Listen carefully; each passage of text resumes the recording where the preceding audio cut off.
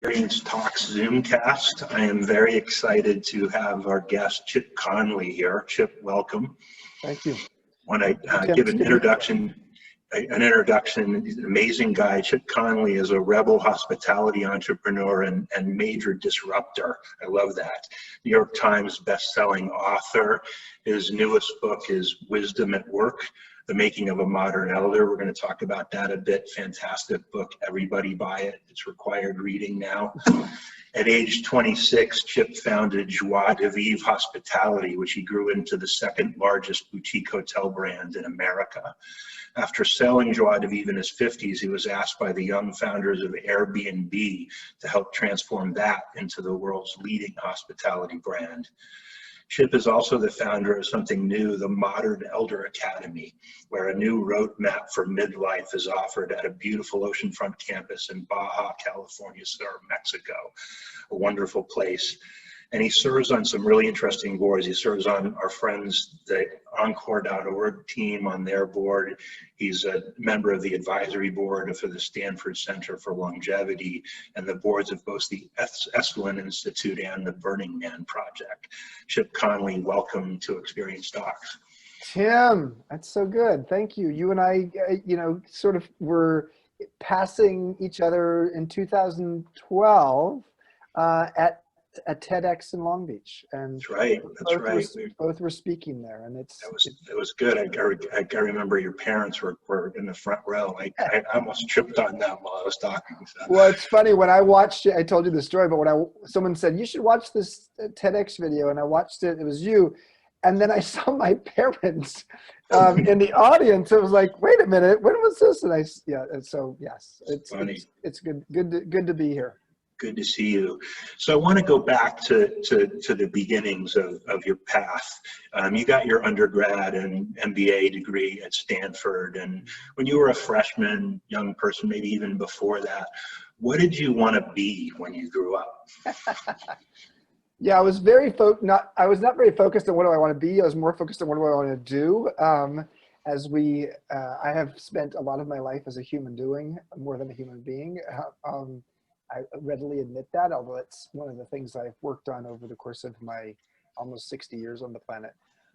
Back then, I actually wanted to be president of the United States because that was my parents had gotten that in my head at some point. I wish that were the case. It's very funny, So I saw my parents on Saturday. They're 82 and 83 years old. And my mom said to me, would you run for politics? Would you run for office? And I was like, really, Mom?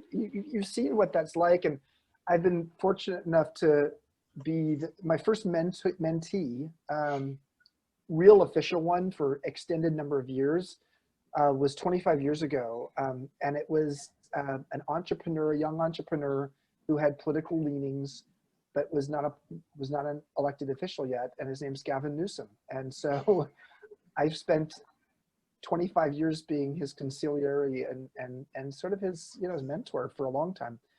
I was interested in politics, but I was also interested in business, and so I was fascinated by entrepreneurship.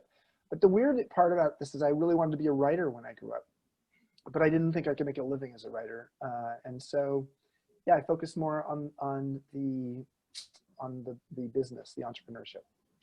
And I know philosophy and psychology. You describe yourself in our pre-talk as a scholar to be. Scholar wannabe. I'm just a scholar wannabe. I think. Yeah.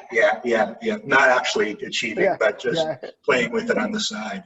I know, and obviously your books have been at the forefront of the juncture between business and psychology.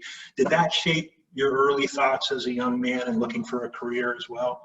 Yeah, I think what shaped my early thoughts as a young man was the fact that I knew I was different than than the path that my parents had put me on, the path that I felt I was on. I was in a fraternity at Stanford. I was on the national champion water polo team, but I was also a gay man in the closet. And so for me, the process of trying to really understand who I was really took me through a psychological obstacle course. that ultimately turned out pretty well. It meant by my mid-20s, I had a pretty good sense of who I was, you know, Yeah. as much as you can in your mid-20s. But it was fraught with a lot of workshops and reparative therapy that my parents wanted me to go through.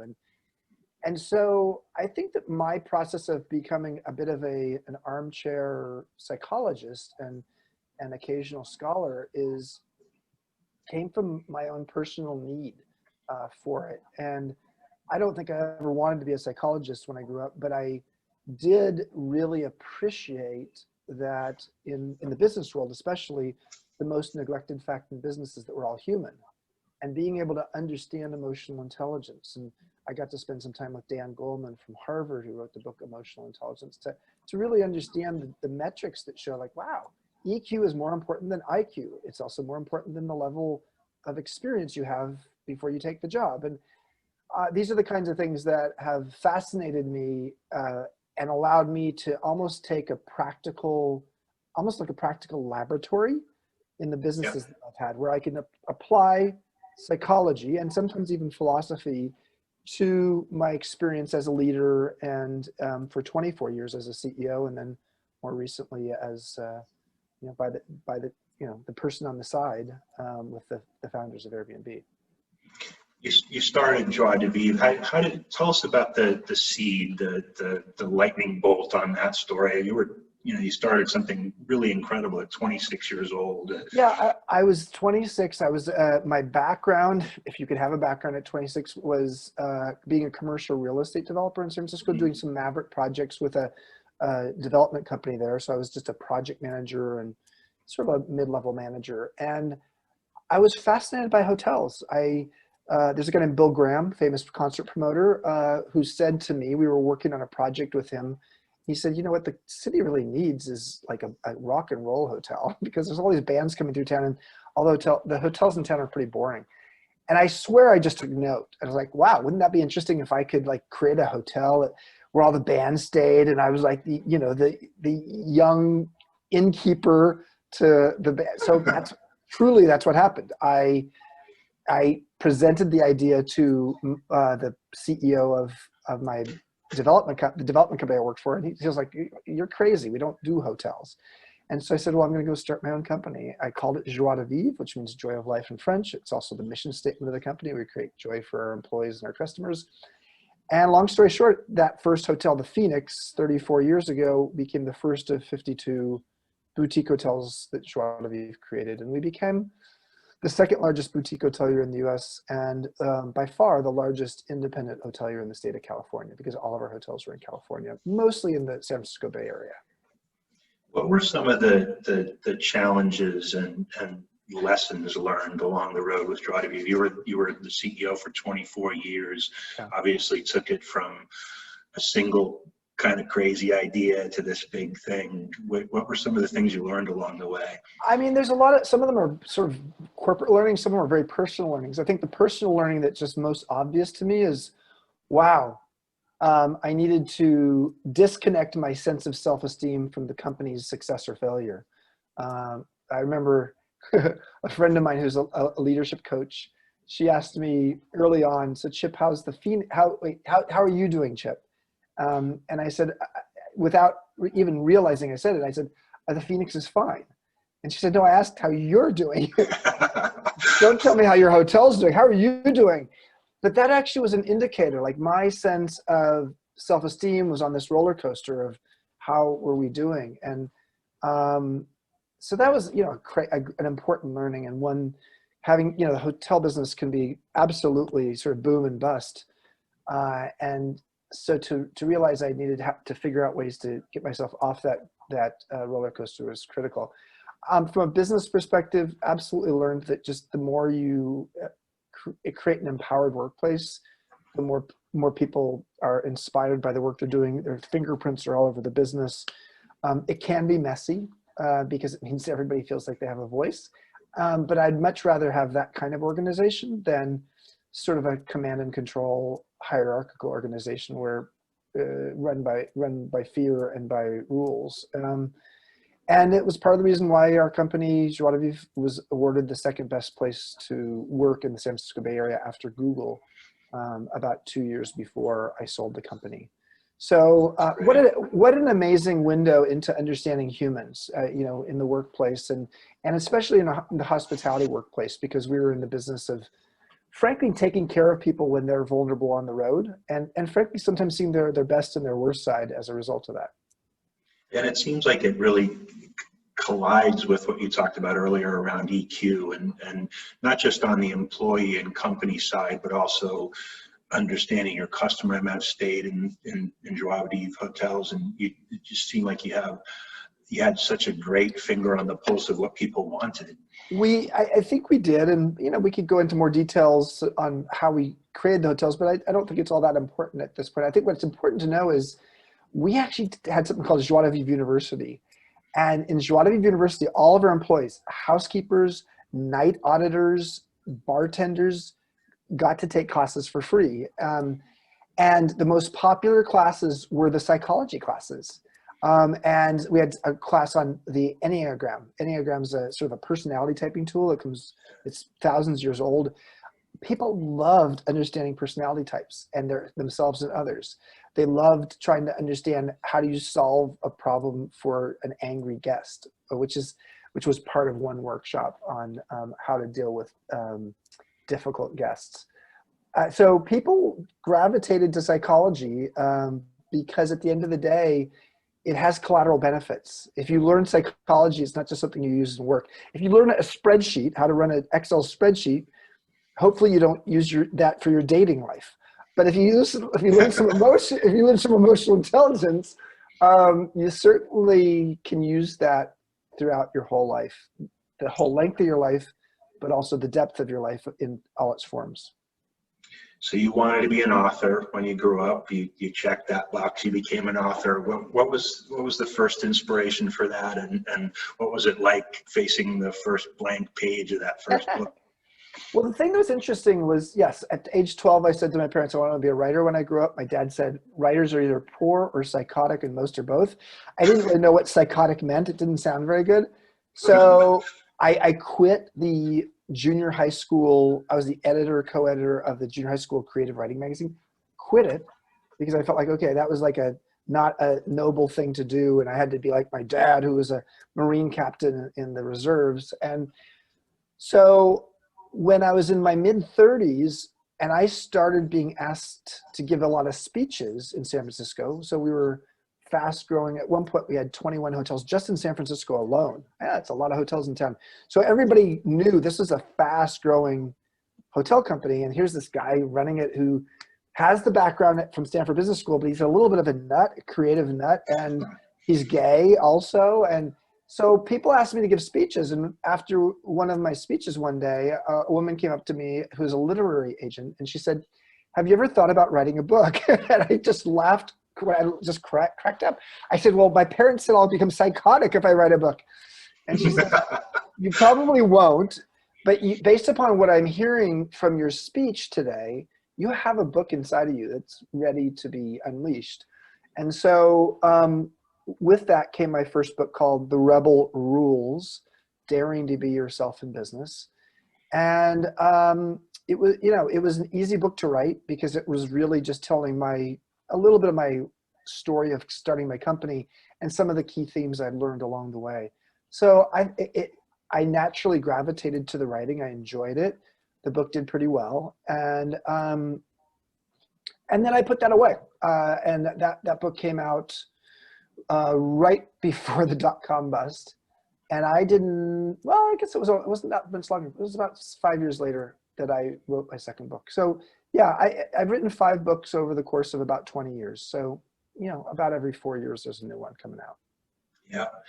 I know you've had a couple of pretty serious personal health challenges in your life. One, if I'm not incorrect, had something to do with Governor Newsom, who you mentioned.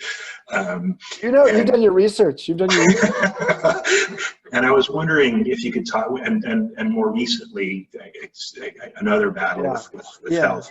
I was just wondering personally, professionally, view of the world, Yeah. what those experiences did for you. Tim, thank you. I really appreciate you knowing the details. And yeah, I have no problem talking about them. So, wow. The dot-com bust 9/11, I was CEO of my company, and we got through it really well. I felt like a gladiator. Our company felt totally unified, and we tripled in size in a very difficult time. Then, not very many years later, the Great Recession came along. And my third book had come out called Peak, How Great Companies Get Their Mojo from Maslow. It did really well, and I loved writing that book. I felt like I channeled Abe Maslow, the famous psychologist, and I was giving a lot of speeches on it, and people really, really jazzed by it. I sort of was realizing at that point, you know, my work as the founder and CEO of Joie de Vivre used to be a calling. Now it's just a job. My new calling is this other thing.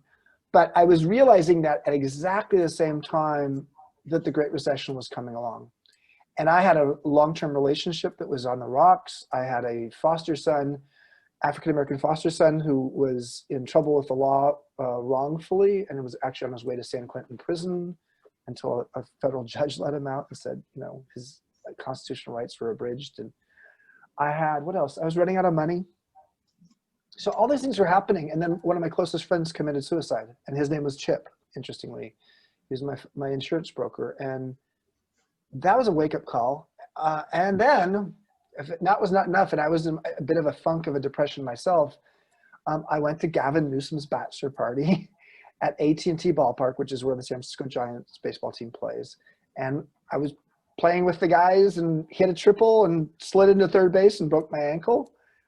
Because at age 47, you probably shouldn't slide into third base if you haven't done that in about 3 dozen years. And I broke my ankle, but I didn't realize I got a cut on my leg, and I got fertilizer in my leg. And so at Gavin's wedding, Gavin Newsom's wedding, a week later in Montana, on crutches, my leg went septic because it had fertilizer in it, and so I had a toxic leg, almost had it amputated, was put on a strong antibiotic, head back to San Francisco, spend a week in San Francisco. And then I was supposed to go out on the book tour for my book, part of my book tour. And I should have stayed at home, but instead I went to St. Louis on three-city tour on this particular leg of the tour. And after giving a speech on crutches, on a very strong antibiotic, when I was signing books sitting down, I slumped in my chair. And over the course of the next 90 minutes, I died 9 times. I literally went flatline. Fortunately, the paramedics were there to resuscitate me the first time it happened. And that was a wake-up call for a hotelier.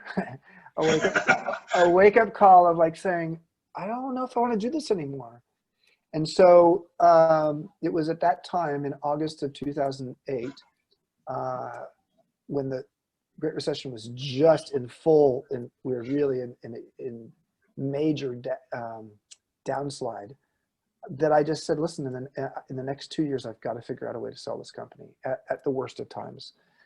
And so I did. So what I had, just so everybody knows, I didn't have a heart attack. I actually had an allergic reaction to the antibiotic. So that was a lucky thing that I didn't die, and lucky thing that wasn't more serious than just an allergic reaction. But it did lead me to actually selling my company for just way less than it was probably worth. But I just needed to get out of it. The other thing that happened medically for me was the day after my book came out 2 years ago, the day before I was giving a TED speech in TED headquarters, I found out I have intermediate stage prostate cancer. And it was 6 weeks before our Modern Elder Academy was opening to the public. So it was a really awkward time for me to have to go through something that came out of left field. But it's also been helpful for me. The good news is it's still intermediate stage. It's showing some sign of remission. But it was another wake-up call for me to say, okay, let's learn how to integrate even more wellness in my life and mellow out a little bit. So I put some projects on hold as a result of that. It seems like that timing must have been decent because the Modern Elder Academy has wellness and relaxation written all over it. Probably not a bad time to be going into that section. I was going to eat my own dog food, as they say in the Untitled Chapter. So you sold Joie de Vivre. You'd been there for 24 years. I assume you had some idea of what you wanted to do after that, and I'm not sure. No idea. I know I wanted to write this book called Emotional Equations, which is what led me to TEDx in Long Beach. But I wasn't really sure what I wanted to do. I wanted to write that book. I ultimately knew I was fascinated by festivals, being on the founding board of Burning Man. So I wanted to create a website dedicated to the world's best festivals of all kinds. But I wasn't sure beyond that. There's a great quote from Robert De Niro in the movie The Intern with Anne Hathaway, in which he says, "Musicians don't retire; they quit when there's no more music left inside of them." And so what I knew at age 50 was that I had music inside of me. I wasn't sure who to share it with, and it was a couple years later that that Brian Chesky, one of the co-founders and CEO of Airbnb, reached out to me and said, how would you like to help us democratize hospitality? And that was a good opening line. So I spent some time with Brian. I realized I had no clue about the tech business. I was 52 years old. I joined, and what I just was clueless about is I didn't really think about the fact that I'm 52 years old. Average age in the company was 26. Yeah. It's a tech company with lingo I didn't understand. And I was supposed to come in and be the wise elder, dispensing wisdom.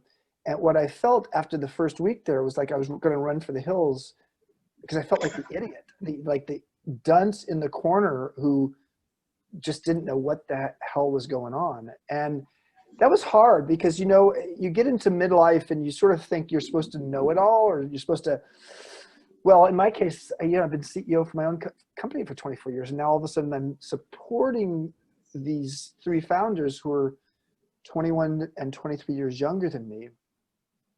And so I felt like I was supposed to have the answers. And what I came to realize is that actually being able to pose the right questions was maybe as important or more important than having the answers.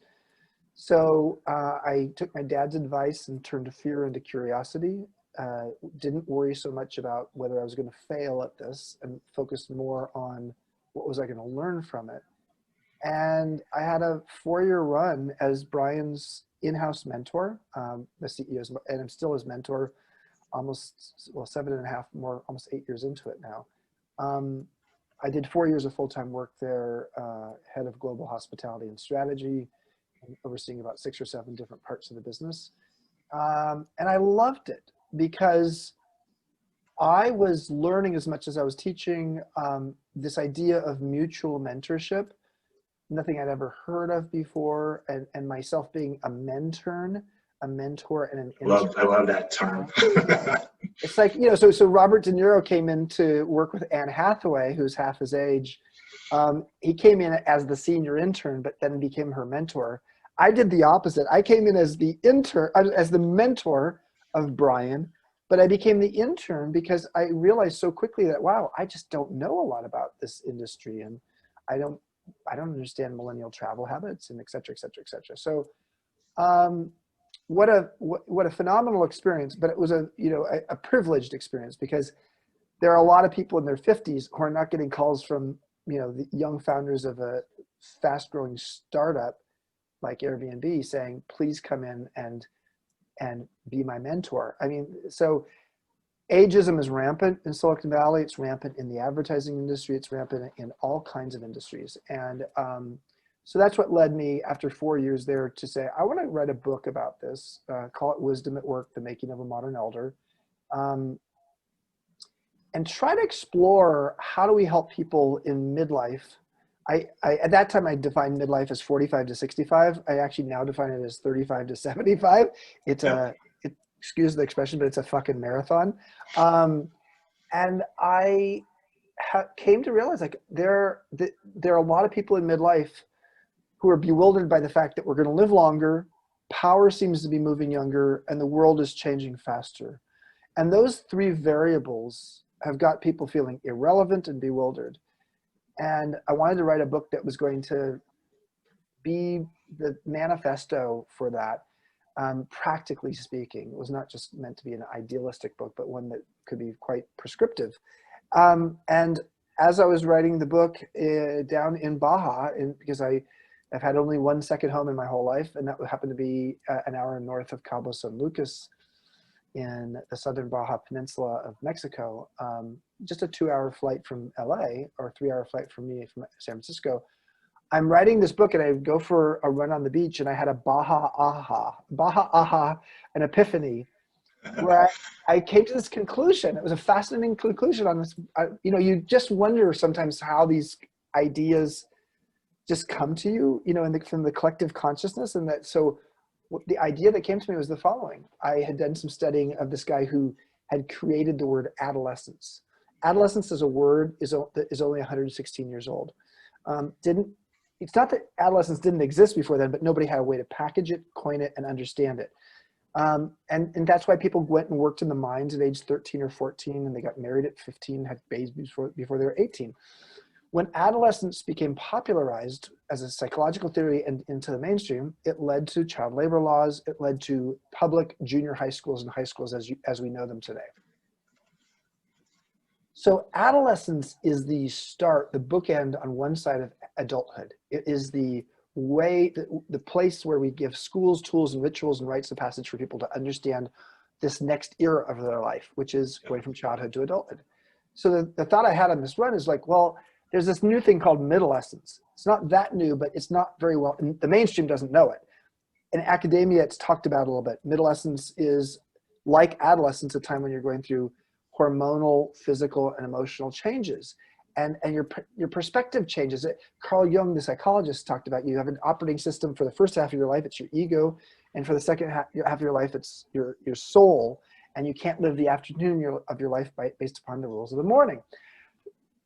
On this run, I just said, well, why don't we have schools and tools and rites of passage for people in middlescence, in midlife, to prepare them not for being elderly, but for elderhood. And so elderhood is just like childhood's basically 18 years long. Adulthood depends upon how you define it, but I'm going to say adulthood takes you to about middlescence. So let's say till maybe till 55 or so, that's adulthood. It goes beyond that because midlife, in my opinion, goes to 75. But so your childhood 18, adulthood takes you 55, 65, 75, whatever it is. And then you have elderhood. And elderhood is a term, and an elder is a term that it's not specific to a particular age of your life. It's really speaking to, relatively speaking, who you're surrounded by. At Airbnb at 52, yeah, I was an elder because I was surrounded by people who were 26. If you're 40 surrounded by 25-year-olds, you're probably an elder. And a modern elder is different in the sense that they're not so much focused on reverence as they are focused on relevance. And relevance means you better be as curious as you are wise. Because if you're just dispensing wisdom and like telling everybody the way the world works, you're going to get an okay boomer of like, yes, know it all. I don't want to listen to you. So that's how the Modern Elder Academy came about as an idea. That was about 3 years ago. Amazing, it all manifested quickly. By January, we had our first beta group. And for the first half of 2018, we had 13 different cohorts of beta people to try to go through and develop the curriculum. And so by the fall of 2018, we opened to the public, and we've had 750 alums from 24 countries, and it's just crazy. And so we're the world's first midlife wisdom school. Fantastic. Back to the book and the concepts. Can you talk about the 4 lessons in the book? Yeah. I mean, there's a couple of things. One, I know that you ran into other people at Airbnb who were older and probably feeling much of the same way you did. And I love the way you interspersed stories of people who worked in this place, and also the idea that it's kind of a tech company, but it's also a hospitality company, and there was this idea that maybe they didn't really know who they were yet either. Yeah. Wow. There's so much, it's so much to unpack in that question. Well, what became clear to me early on was like, wow, thought I was brought in here for one thing, but there's actually something else that they needed. And so what Brian said to me early on is, Chip, we hired you for your knowledge, but what we've really gotten was your wisdom. And I swear I'd never really thought of the difference between knowledge and wisdom. And knowledge is an accumulation thing, like all these books. Lots of knowledge here. Lots of knowledge here. The world's knowledge is all in this damn little machine. Wisdom is different than that. Wisdom is not accumulating and not like being a library and having all of that. Wisdom is actually distilling down what's important. And so mathematically, knowledge is plus, adding, whereas wisdom is a division equation. It's actually taking down and moving it down to what's essential. And when I started to realize that, I realized how important it was to listen. Jimi Hendrix, I think your guitar is influencing me here. Jimi Hendrix famously said, knowledge speaks and wisdom listens. And so I became a really acute listener and what someone called a first-class noticer. And my job often was to ask a lot of really thoughtful, hopefully illuminating questions using a technique of questions called appreciative inquiry. And what that led to was me realizing that the 4 steps I had to take to become a modern elder, which I outline in chapters 4 through 7 of the book, were the following. The first thing I had to do, and this is so counterintuitive for a lot of people who are older, but it actually worked for me, and it's worked for a bunch of other people, including some of the people you mentioned, including a 53-year-old engineer who was putting Botox in his face because he was actually didn't want anybody to know that he's actually older than 40. Wow. Yeah. So there's an element, if you're 53 and an software engineer at one of the best known and hardest places to get a job in the world, you don't want people to know your age. And so he, for the longest time, and in the book I talk about him with a fake name just to like protect him until later in that chapter. So the 4 key lessons are: number 1, evolve. So what does that mean? So to evolve means you better be not in the status of holding on to the past, but you better be ready to actually edit what no longer is serving you, whether that's knowledge, whether that's your mindset, whether that's your title. I had to edit the fact that as the CEO of a company I'd founded with 3,500 employees, my ego was this. And in order for me to be at Airbnb and the guide on the side, not the sage on the stage, I needed to right size my ego. I needed to know that my role was really to serve them. And I needed to know that a lot of my knowledge around the hotel and hospitality industry wasn't very relevant in a home sharing company. I needed to shift my mindset that my job wasn't to protect my reputation, but it was to actually build and learn more. And all of that helped me to see that, wow, I had a lot of identities piled on that actually sort of felt like it was a straitjacket. And I started to let go of some of that. And what it did is it made it, I call it the great midlife edit. The great midlife edit, you spend your first half of your life accumulating friends and children and, relationships and responsibilities and titles and all this stuff. And by midlife, you're running this midlife marathon and you're carrying all this baggage. And there's a point at which you just have to say, the first half of my life is about accumulating. The second half of my life is about editing. And I think the people who are most happy, and the U-curve of happiness really sort of proves this, where people hit bottom on happiness between about age 45 and 50, is what people let go of is a lot of the stuff that's no longer serving them. So the first lesson is you better evolve. That process of evolving has a lot to do with editing. And what you can do if you edit properly is you create space in your life. And that allows you to go to lesson 2, which is learn. So evolve and then learn. So at Airbnb, there was no way I could be successful at Airbnb unless I learned the tech industry. Because I might have wisdom, but if I don't understand context for where to place that wisdom, then I can't be the head of strategy for a company that's a tech company. So I had to be open to having a beginner's mind.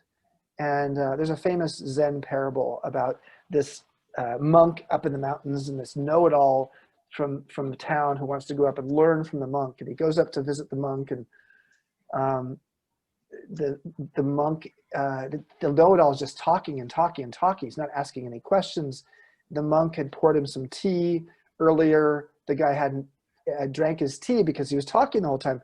So the monk goes back over to the kettle, the tea, and starts pouring more tea in the teacup. And the know-it-all says, "What are you doing?" And the monk says, "Unless you actually empty something out, you have no space to actually have something new come in." And what he was really saying is, unless you actually shut up, unless you actually edit things out, you don't have time, space, or energy to allow new things to come in. And so learn is a really important thing. And it's, we'll talk at some point maybe about long life learning, which is one of the premises I've learned. But long life learning and learning is a very important part of being a modern elder. The third lesson is to collaborate. The first two lessons are the hardest. Evolve and learn. Damn, it's like I have to edit. I have to get rid of the things that I'm comfortable with. I have to make myself vulnerable. Then I have to go learn something I don't know. I'll look like a fool. But lessons 3 and 4 are easier. Lesson 3 is collaborate. And in the context of work, collaboration is so essential. Teams are built on collaboration. The number one, according to Google studies, the number one element of successful teams is psychological safety.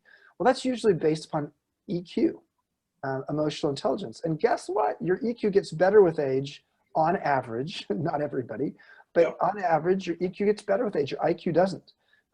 So you have something to offer. You can be a great collaborator. And so that was the third thing. Is like, how do you collaborate with teams? How do you work in a team environment where you have almost what I call invisible productivity?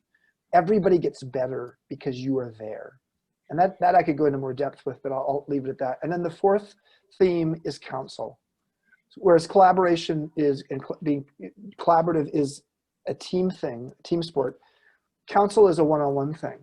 And it means that you're going to intern publicly by asking questions and mentor privately by me with Brian, giving him feedback about how he ran that meeting just now, and giving the feedback one-on-one as opposed to in the midst of the meeting, because you're not a very good mentor if you shame someone in front of everybody else. And hopefully I'm not shaming anybody, but I'm certainly embarrassing them if I'm saying something in front of everybody else. So the thing that's interesting on this, Tim, is a lot of people who are older think they go to counsel first. They think oh, well, I'm going to give advice. I'm going to tell people how the world works, these young people. And they're shocked by the fact that these millennials don't want to hear from them. But if you do the first 3 things first, evolve, learn, collaborate, people are leading in. I had over 100 mentees at Airbnb, partly because I did the first 3 things first, and people sought me out. And the relationship I ultimately had with these mentees was not one of one way. I have the wisdom, I'll dispense it to you. It was more like, we're mutual mentors. I'm going to learn from you. You're going to learn from me. We called it the EQ for DQ trade agreement, where I learned digital intelligence from them and they learned emotional intelligence from me. And that seems like a great way to attack this issue, because this cross-generational divide, this ageism, Bill Maher on his show said that ageism is the only still accepted ism, because everybody's just fine. And we watched the Academy Awards a couple of years ago, and they finally got some semblance of gender and race correct, but they made 27 old people jokes during the show. and that's okay, because it's okay to take a crack at an old person. But teaching people how to do it, teaching people how to be with each other and collaborate with each other. And frankly, it's kind of the rules of order around being a human being at any age. Is this idea that no one likes a know-it-all at any age. So. No, of course, and we truly, if we're doing it right, we become better humans. Yeah. And one of the proxies or indicators of wisdom is pattern recognition. Now, a computer can recognize, artificial intelligence is pattern recognition in computing. Our brain and our heart and our soul has pattern recognitions around other humans and ourselves. When you've been on the planet longer, you've seen more patterns. And if you've seen more patterns, you get more intuitive and wise about what's going to happen next. You can see the future. And so the thing that's sad is that, you know, in terms of old people jokes, we all know about the aging brain. If you were to say someone, tell us about the aging brain, good or bad. Okay, well, the aging brain is not very good. It has senior moments, not very good at having recall and memory, and not very quick. And the evidence behind that is actually accurate, mostly. But what we don't hear about, but is written about in books like The Mature Brain or a variety of other books by, you know, brain scientists that are relatively newer books, is the following. The aging brain gets better at holistic thinking, systemic thinking, crystallized intelligence, the ability to connect the dots. And so what does that mean? It means that, frankly, your pattern recognition as you get older allows you to see things that a person with a younger brain who's extremely focused doesn't see as well.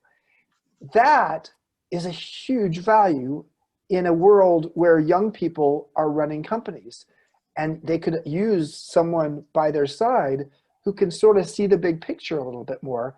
Not only that, but in the book I talk about, I was often at Airbnb a librarian, you can see with all the books, a librarian and a confidant. Let me explain what that is and then I'll shut up again. A librarian has the know how and know who that they can offer someone younger. And Yep. so the know how means you just have read a lot of books, you've read it, you've seen a lot of things, and you just have, you know, in my case, hospitality was something they wanted me for, and I had a lot of know-how about that. But it turns out there were some other areas that they needed know-how as well. Know who just means you have a Rolodex, which, you know, for those who don't know what that is, you're young. No, you know, it just means you know a lot of people. You can make introductions, you can network. Confidant is an interesting word. I've always thought of a confidant as somebody who is someone who gives you their confidence and by giving you like secret, you know, little juicy pieces of information that you're not supposed to share. But one of my French direct reports said to me, Chip, in my part of France, when someone says that you're a confidant, it's not that they give you juicy details. The person who's a confidant is the one who gives you confidence. They're the ones who help you to see, and you're like your permissionary. They're the one who gives you the permission to try things, and they help you see the path to being successful. So often that was my role, was to help be a confidant, not just by understanding the juicy details of a person's life, but actually helping them to build the confidence by understanding what skills they needed to build to be successful. Fantastic. So let's talk about Modern Elder Academy, this wonderful place in Mexico. Describe the place, what you do there. I know you're on the board of Esalen, and I heard a story once that very early in your career, I believe before the Phoenix, you thought about doing kind of an urban retreat center. Oh my God, how do you know all these things? Because I want to go to an urban retreat center, Esalen, and the Modern Elder Academy. Oh so. My God, Tim. I'm really impressed, Tim. Thank you. I'm not just impressed, but honored that you have done your research. Yeah, when I was a kid, I wanted to, I was like, before I even created the Phoenix, my first rock and roll hotel, I wanted to create something because I'd been going to the Esalen Institute. It was part of that place where I got some of my psychological support, and I learned a lot about myself. So you take a guy who has a hospitality background, you add in the fact that I was on the Esalen board, and I've been a teacher there, on faculty there for about a dozen years, usually once a year, although I haven't done it in the last 3 years. And then you take this new curriculum I have in mind for midlife wisdom and for how do you navigate your midlife transitions. Hospitality, personal growth retreat center, and curriculum around aging and relevance and wisdom.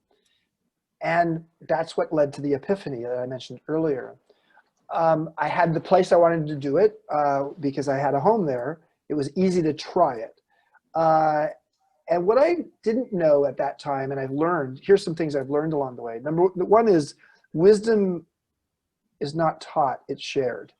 So what we tried to do is create a crucible of 18 people in a cohort learning from each other. We have guest faculty, we have adjunct faculty, we have in-house faculty, but we aren't lecturing. I mean, yes, there's some learning that's going on where we're helping people learn things they don't know, but it's very much about learning that and then creating the context for people to ask deeper, bigger questions. And that brings me to this subject of long life learning. The term lifelong learning is a few decades old. And the premise of lifelong learning is, okay, once you've done your learning phase of high school, college, maybe graduate school or beyond, you go into this adult phase when you're supposed to just take all that learning and apply it. And of course, with a world that changes faster and faster, that's nuts. That doesn't make sense, especially if you're in a technical field where the knowledge becomes obsolescent faster. So lifelong learning came along. But the lifelong learning premise is almost like someone learning at age 25 is the same as someone learning at age 65. Yeah. It's much more like, okay, you learn that thing out there, but there's no tailoring or customizing of it for someone at a particular age. And the topic is sort of, it's age agnostic. So what we started to do is formulate this premise that wouldn't it be interesting if there was a curriculum that helped someone live a life not as long, as deep as it is long, that addresses some of the subjects that are most important in midlife, things like purpose, legacy, health and well-being, how to create a sense of community as opposed to having loneliness, a bunch of other things. How do you create an encore career? How do you make a career pivot? How do you address the fact, what is it like to be divorced in your 40s or your 50s or your 60s? And we created a curriculum that was really based upon how do you help people live a long life that's rich and meaningful. And it was a hit. I mean, all I can say is that with all the 750 alums, we have a whole very active alumni community and regional chapters in 15 cities around the world. And COVID actually put a stop to all this, unfortunately, in mid-March. And Tim, you were supposed to come down in the spring, and we had to. I know my timing is for shit. Yeah, Shit. I know. We'll get you down there.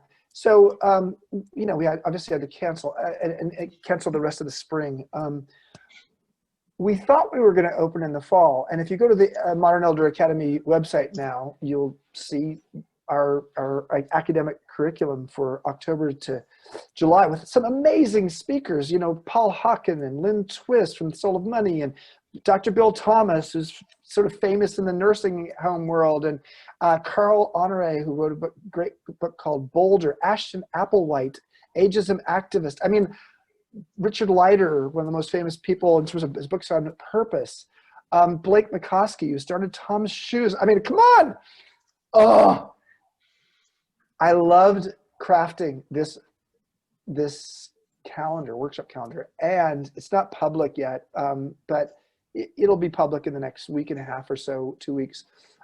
We will be shifting from that exact calendar, although 80% of those guest faculty that we have for the year are going to come down anyways. But what we're going to be shifting to is something, I won't name it yet because I don't want to let the cat out of the bag, but it's more oriented toward longer stays. Instead of just a week-long program, it's longer stays where people can, with a lighter set of programming, where people come and they meditate and they can do some yoga and they can go on a hike have a certain amount of programming, 3 meals a day, gourmet meals, but a lot of space and a lot of, it's all optional. And it's meant for people to actually reflect, maybe be a digital nomad, maybe go write the book they've always wanted to write. So they're going to come stay for, a few months or at least a couple weeks minimum. And that's where we're going. And so for people who find that interesting, take a look at the website. September 7th at the latest, the website will have the new information on it. And that program starts in October. So in October, we will start that up, and for the next year, do that program. But we're still committed to long life learning, and just finished a paper on it called The Emergence of Long Life Learning. And I write a lot about this on my blog, a daily blog called Wisdom Well, which is people should dial into the Wisdom Well. That's a great blog. I read it every day. It's really good. Yeah, it's just all you do is go to the Modern Elder Academy website, and you can sign up for it. It's just a free email you get every morning, and if you don't like it, you get rid of it. But it's pretty popular. And Tim, we need to have you be a guest blogger on it. So you just tell me when you want to send me a guest blog. I'm in. So this shift, it seems like it's the antidote for what people want right now. I mean, everybody's kind of locked in and at home and isolating and all this stuff. This seems like a fantastic pivot to deal with that. It is. I mean, I know based upon being, involved with Airbnb has recovered so much faster than Marriott, partly because people want autonomy, they want space, they want longer stays. And so we're in an area that's quite rural, right on the beach. And so it's not packed in. There's not a lot of stress of a lot of other people. We have great, protocols, COVID protocols, but you're pretty much, and a really good health, hospitality team doing the health protocols. But we, you have a lot of space to sort of go do your own thing. And because we won't have a new group coming every week, you'll sort of get acclimated to the rules and to how it works there. So I think spaciousness is the key thing we are all looking for right now, spaciousness and safety. We offer that. As a guru in hospitality. I'm not a guru, but yes. And also, I mean, I guess the idea of where we go from here, this thing that happened to us has changed things. I assume some of it permanently, the way we think about the world and look at the world, is what's going to happen to the Marriotts versus the Airbnbs, and how does the world move forward from here? Well, there's some parts of the travel and hospitality business that will recover quickly, and what we've seen is that yes, home sharing is recovering much faster because it allows for a lot of autonomy. And it's in rural places. I think the hotel business will come back, but it's going to take longer. What's going to take forever is the cruise business is going to have a hard time. The convention and meeting business for large conventions, my God, like by the time that it's safe to come back, we may have perfected, just like conventions. Will we ever have conventions, political conventions, like we did before, given last week and this week? I don't know. So the convention and meetings business is going to be a really rough one. And there's a lot of people who are employed by that, and that's tough. And some of the big hotel companies, that's sort of what they specialize. Las Vegas is a convention city. How will it come back? Traditional business travel, going to have a hard time in a world. On the other hand, there's going to be a certain amount of remote traveling, people who are remote coming back to headquarters for meetings. That'll happen. The thing that actually is, if there's an upside, what's the upside for the travel business? It's the fact that the digital nomad has now gone mainstream. So the digital nomad used to be basically millennials who could work from afar. They'd spend a season in Bali, a season in Baja, a season in Boston, and then a season in Austin. And that was their life because they were a software engineer who could do things on the road. They were a consultant or a life coach. They were a writer, whatever. Well, the digital nomad, who is a very small percentage of the total workplace, has gone mainstream. And there are a lot of people who are now looking at, well, I could live anywhere. And maybe I could live in a different place, but not be a nomad, but just live in Lake Tahoe instead of living in San Francisco. Okay. Or there are people who are just saying, I just want to be able to work in various places around the world. Well, if it's someone who's saying that second, and they're a digital nomad, that means that we have a whole new, instead of 1%, one hundredth of the 100th percent of 1%, wait, 0.001% of the workplace being digital nomads, maybe it's gonna be 1%. And if that's 100 times more than it used to be, how do we create accommodations in places people want to live? Because they're not looking for a home away from home, which is what a hotel was. And generally speaking, what Airbnb was, they're looking for a home instead of home. And Airbnb solves that pretty easily. The hotel industry is going to have to create products that solve for that, which they don't have now. What we talked about earlier, the workplace and generational equity, and I mean, frankly, generational cool. You know, I mean, it's just so uncool the way we do this. This divide between what you described as wisdom and knowledge, basically. Yeah. Do you think that there's a pathway to that? I mean, the way you described, wouldn't it be great if there was, you know, the young genius paired with the wise, long vision guy? Yeah. And wouldn't it be great if that was absolutely required by every company? Or gal, yes. Yes, chapter 9 of Wisdom at Work, my book, is really, it's the most boring chapter in the book, in my opinion, but it's the chapter that's exceptionally practical, because it says, here are the myths that we need to explode around ageism.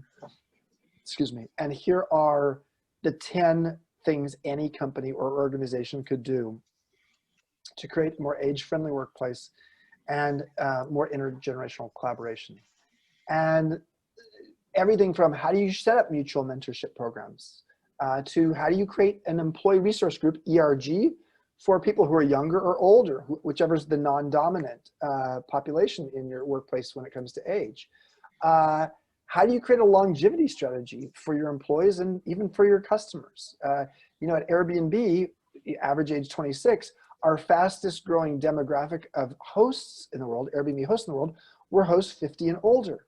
Yeah. The people creating the product didn't understand that if you take all of the product and put it here and don't allow it to be on a laptop anymore, which was something that was being considered, everything on mobile, me as a host, I'm like, I don't want to do my hosting. The font's too small, and I like using that, but I like using for my day-to-day work this laptop I'm on. Yep. So I think that we need to help people to see that age diversity is as important of a diversity as gender, race, and sexual orientation and any other diversity. And why is that? Now, you can make an argument it's less important, because in some ways you can make a strong argument that women, people of color, and people who have disabilities and people who are LGBTQ have the odds stacked against them.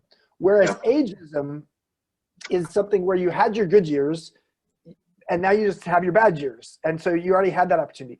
So there's an argument that is passable about that. And it's almost a subconscious argument. But here's the fault in the argument, a couple things fault. Number one is we all are going to actually experience ageism if we're lucky. Meaning this is an equal opportunity disease of society. Therefore, it does need to get solved even more so. I mean, not to say that the other ones, they all need to get solved, but this is one that actually is, especially in an aging population, is pretty important. But here's the one that I don't love that argument, because I think it diminishes relative to the other minority groups. Here's the one that though is like proven and nobody knows about it. Age diversity means cognitive diversity in a different way than sometimes we use cognitive diversity in terms of neurodiversity. Age diversity means you have young brains and old brains. And there's a bunch of studies that have shown you put together a team with age diversity and it almost has the highest, or it does have the highest level of effectiveness, because you bring people together who have a different point of view of how they look at things, more so than gender, race, or sexual orientation. So therefore, it creates a diverse mindset that means you are not as likely to have groupthink. Yeah. But we need to get these kinds of studies out there so more people know about them. Yeah, I agree. Well, this has been fantastic. I appreciate you coming on. I love your work. Continued success. May we walk soon on the beach in Baja. Chip Look Conley, forward to it. thank you so much for being on Experience Talks. I appreciate it. Thank you, Tim. Thanks for the great work you're doing as well. Thank you very much. I'll talk to you soon, my friend. All right. Bye, everybody. Bye-bye.